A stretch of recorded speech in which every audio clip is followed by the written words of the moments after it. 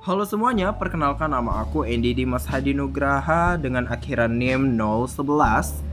Di video kali ini aku bakal jelasin tentang apa sih itu ilmu komunikasi. Yuk kita bahas bareng-bareng supaya kamu makin paham. Oke, yang pertama, pengertian ilmu komunikasi. Ilmu komunikasi adalah bidang ilmu yang mempelajari bagaimana cara manusia menyampaikan pesan, menerima pesan dan memahami makna pesan tersebut ya. Maksudnya itu seperti ini. Misal kalian menyampaikan pesan ke teman kalian, informasi lah pokoknya. Misal, kamu udah makan belum? Terus si yang mendengarkan kamu atau teman kamu itu menerima pesan kamu, kayak dia notice, oh kamu ngomong sama aku. Nah, itu maksudnya seperti itu. Oke, lanjut.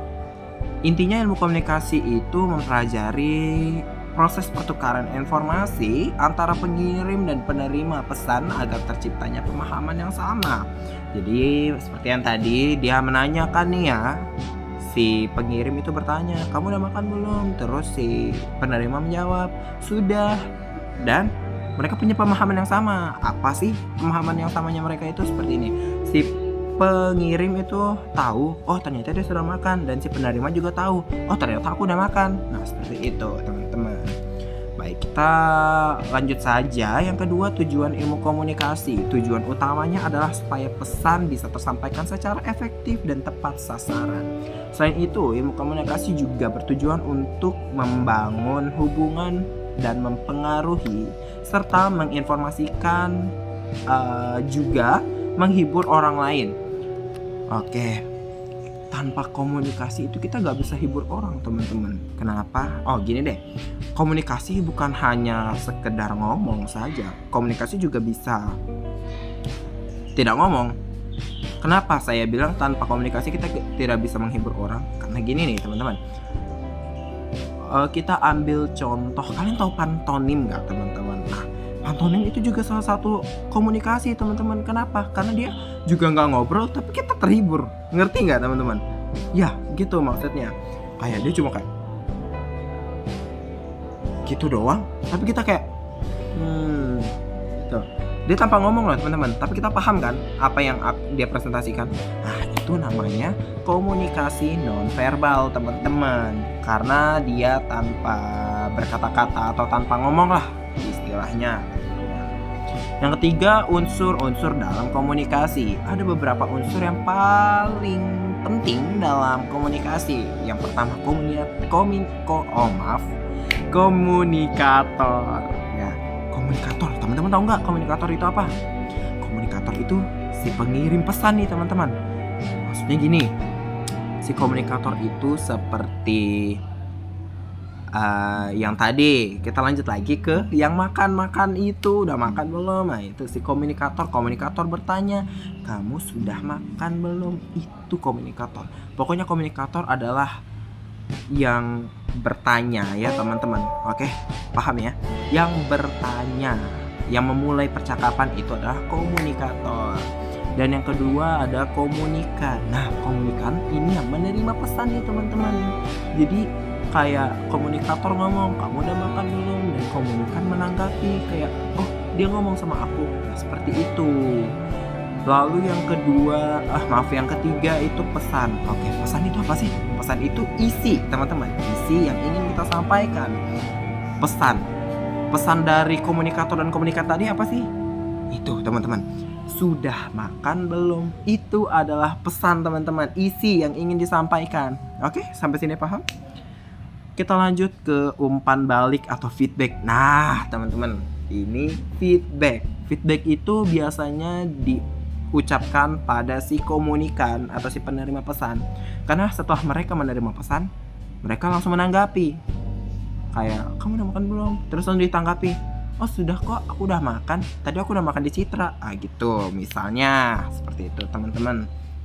Itu yang dinamakan feedback atau umpan balik.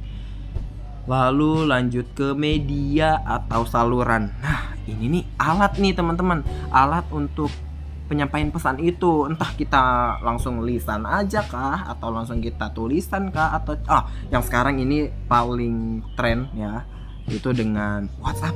atau Instagram. Nah itu kan kita chat aja tuh kayak bla bla bla bla, kamu lagi di mana, kamu udah makan kah gitu. Nah itu kan itu udah masuk ke dalam alat komunikasi teman-teman, karena dengan media itu, saluran-saluran itu kita bisa berkomunikasi tanpa harus ngomong langsung teman-teman. Mau ngomong langsung pun kita udah bisa video call, maksudnya kita udah bisa telepon kayak gitu teman-teman. Oke, dan langsung lanjut ke gangguan atau noise. Nah ini nih teman-teman, seperti yang aku bilang tadi tentang telepon. Kalau kita menggunakan media atau saluran telepon kan bisa saja noise-nya apa sih? Noise-nya itu seperti gangguan jaringan. Nah kayak halo, kamu lagi di mana, terus gangguan jaringan kayak suara teman-teman suara komunikannya itu putus. Kita langsung kayak hah, ngomong apa, apa sih, kayak gitu. Itu namanya noise teman-teman, atau gangguan. Atau kalau kita nggak ambil itu juga bisa banyak sih gangguan kalau kita lagi ngobrol langsung nih, secara langsung ke teman kita kayak oh iya gimana tugasmu, terus tiba-tiba ada teman lain teriak ada yang kecelakaan, kita langsung kayak oh iya di mana. Nah itu ke distract, ngerti nggak? Distract seperti itu teman-teman, itu namanya noise. Nah, oke, sampai sini saya lanjut. Yang keempat adalah fungsi ilmu komunikasi. Fungsi ilmu komunikasi itu banyak sekali teman-teman. Kita ambil beberapa aja ya, seperti menyampaikan informasi, mendidik dan membentuk opini, menghibur. Nah menghibur lagi nih, ada lagi nih teman-teman. Lanjut ke menjembatani hubungan sosial antara individu atau kelompok. Nah, ini contohnya seperti kita diberikan tugas kelompok, ada dosen atau guru kita. Terus kita yang awalnya jadi individu berkumpul nih menjadi suatu kelompok. Dan di individu itu mereka ngomong, kayak mereka membahas apa yang harus kita lakukan di kelompok ini. Itulah yang dikatakan menjembatani hubungan sosial antara individu dan kelompok, seperti itu. Lanjut ke cabang atau bidang dalam ilmu komunikasi nih teman-teman. Ilmu komunikasi itu luas banget. Kalau kalian tahu ya, beberapa bidangnya itu seperti komunikasi interpersonal, yakni komunikasi antar individu. Terus komunikasi massa, komunikasi melalui media seperti TV, radio, koran, internet. Kenapa itu disebut sebagai komunikasi massa? Karena kita ngomongnya, kita ambil contoh ini aja. Kalian nonton video ini namanya komunikasi massa teman-teman. Kenapa? Karena kita nggak langsung ngobrol. Karena kalian komunikan cuma bisa mendengar, nggak bisa menanggapi. Seperti itu komunikasi massa teman-teman. Pokoknya komunikasi massa itu kita tidak bisa menanggapi secara langsung. Ya teman-teman ya, gitu. Pokoknya kayak kalian nonton video ini, itu udah termasuk komunikasi massa teman-teman. Terus ke public relation, hubungan masyarakat, menjaga citra dan hubungan baik antara organisasi dan publik. Ini contohnya kayak kita menjaga banget nih hubungan kita kepada organisasi kita atau kepada orang-orang nih teman-teman. Kayak kita nggak saat kita diberikan tugas sebagai ketua kelas atau ketua apalah, ketua organisasi lah, kita nggak perlu yang harus marah-marah terus. Kita bisa ngomongnya baik-baik agar hubungan kita itu terjaga baik banget antara organisasi itu teman-teman, ngerti ya? Lanjut ke advertising atau periklanan, menyampaikan promosi atau produk jasa. Seperti kita kalau nonton iklan pentin ya, maksudnya iklan shampoo atau iklan sebagainya, iklan kayak lagi terima kerja, di sini lagi terima kerja, open recruitment. Nah, seperti itu salah satu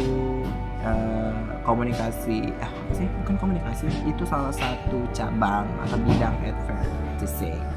Yang kedua, yang selanjutnya journalistik, menyampaikan berita dan informasi kepada publik. Ini oke, mungkin teman-teman akan ngomong, kan itu mirip juga kayak periklanan tadi. Beda teman-teman. Iya sama, menyampaikan informasi. Cuma kalau yang tadi itu cuma khususnya pada iklan, promosi produk atau jasa seperti itu. Tapi kalau yang ini kita udah menyampaikan informasi yang luar nih teman-teman, informasi eksternal nih teman-teman. Karena kalau yang ini benar-benar informasi yang kita butuhin seperti itu. Misal kita nonton berita di sebuah jalan terdapat mayat. Nah, seperti itu, teman-teman. Misalnya, kan itu kayak, oh, ternyata di sini sempat ada mayat. Nah, atau enggak kayak terjadi kecelakaan besar, terjadi bencana alam. Nah, jadi kita kayak udah tahu gitu di jurnalistik fokusnya di situ nih, teman-teman. Informasi eksternal yang kita tuh nggak tahu. Oke? Kita lanjut ke komunikasi organisasi di lingkungan kerja atau institusi. Kita lanjut. Kenapa sih ilmu komunikasi itu penting? Wah, gimana ya? Komunikasi itu penting banget, teman-teman. Karena komunikasi itu bagian dari kehidupan sehari-hari kita.